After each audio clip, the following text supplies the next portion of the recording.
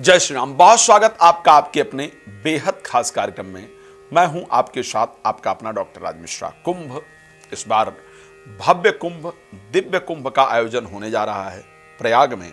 और ये जो कुंभ होगा इसमें AI का प्रयोग करते हुए भी भारत की आधुनिक व्यवस्था नजर आएगी। सब लोग कुंभ स्नान करते हैं। हम सभी लोगों ने इन कथाओं को श्रवण किया है कि प्रत्येक 6 वर्ष में अर्ध कुंभ, 12 वर्ष में कुंभ और 144 वर्ष के अंतर्गत पूर्ण महाकुंभ का आयोजन होता है। कुंभ क्यों हुआ था? देव और दानों के बीच में युद्ध हुआ, अमृत मंथन किया गया और युद्ध के समय पर जहां जहां वो अमृत छलका उस स्थान को, जहां जहां पर उस कलश, अमृत कलश को रखा गया, उन स्थानों पर कुंभ का आयोजन होता है। 4 जगह पर कुंभ का आयोजन होता है, आप सभी लोग जानते हैं, जिसमें नासिक है, उज्जैन है, हरिद्वार है और प्रयाग है। कुंभ और महाकुंभ का आयोजन जो होता है वो प्रयाग और हरिद्वार के अंतर्गत 2 ही जगह होता है। बाकी सभी जगह अर्ध कुंभ का आयोजन होता है। इस प्रकार का शास्त्रोक्त वर्णन है। कुंभ के समय पर शनि ने कलश टूटने से उसकी रक्षा को किया था।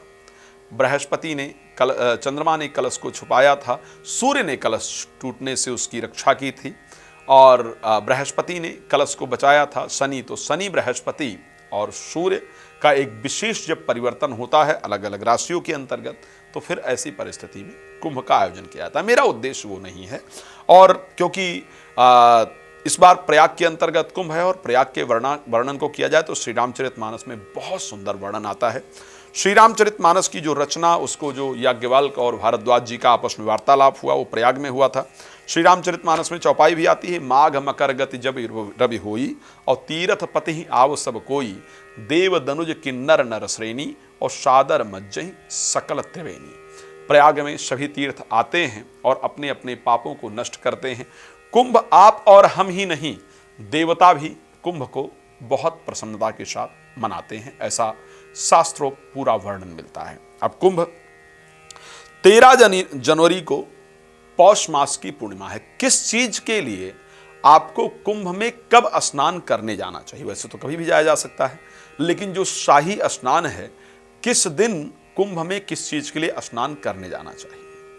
अगर आप धार्मिक आस्था रखते हैं, आपको मोक्ष की प्राप्ति करनी है, घर की अशांति को दूर करना है, तो ऐसे परिस्थिति के अंतर्गत आपको 13 जनवरी पूष मास की जो पूर्णिमा है पौष मास की, उसको स्नान करने जाना चाहिए। यदि आप जीवन के अंतर्गत सफलता की प्राप्ति करना चाहते हैं, आपके कार्य रुक रहे हैं, आप जिस चीज को चाह रहे हैं वैसा नहीं प्राप्त हो रहा है, तो ऐसी परिस्थिति में 14 तारीख यानी मकर संक्रांति को सूर्य जब संक्रमण करेंगे मकर राशि के अंतर्गत, यहां पर जाकर के आपको स्नान करना चाहिए।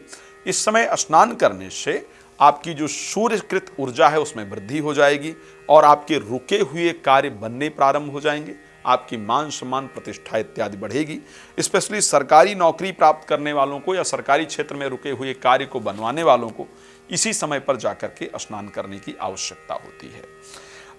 29 जनवरी जो लोग पितृ दोष से परेशान हैं, पितृ अशांति से परेशान हैं, घर के कलह से परेशान हैं, उनको मौनी अमावस्या यानी 29 जनवरी को जाकर के कुंभ में स्नान करने की आवश्यकता होती है।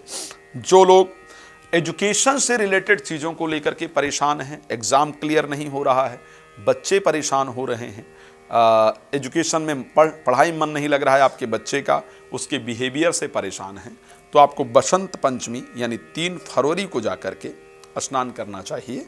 इस समय स्नान करने से आपके बच्चे का एजुकेशन इत्यादि निश्चित रूप से बहुत सुंदर होगा। 13 फरवरी माघ पूर्णिमा, घर की समृद्धि के लिए, पारिवारिक एकता के लिए, घर में मांगलिक कार्य यदि बधा हुआ है या प्रेत बाधा इत्यादि घर में है, नजर दोष इत्यादि है, तो 13 फरवरी माघी पूर्णिमा को जाकर के आपको स्नान करना चाहिए। घर में बच्चों का विवाह इत्यादि नहीं हो रहा है, आपके वैवाहिक जीवन में प्रॉब्लम चल रहा है, आपका विवाह इत्यादि नहीं हो रहा है, यदि आपका भाग्य साथ नहीं दे रहा है, तो ऐसी परिस्थिति के अंतर्गत 26 फरवरी यानी महाशिवरात्रि को जाकर के आपको स्नान करना चाहिए। चलिए, आप प्रसन्न रहें। प्रयास करूंगा कि माघ के समय कुछ धार्मिक आयोजन किया जाए प्रयाग के अंतर्गत। मैं भी उस समय पर शाही स्नान के समय वहां रहने का प्रयास करूंगा। जो लोग मेरे साथ कोई वहां धार्मिक आयोजन कराना चाहते हैं वो मेरे साथ संपर्क कर सकते हैं। धन्यवाद। जय श्री राम।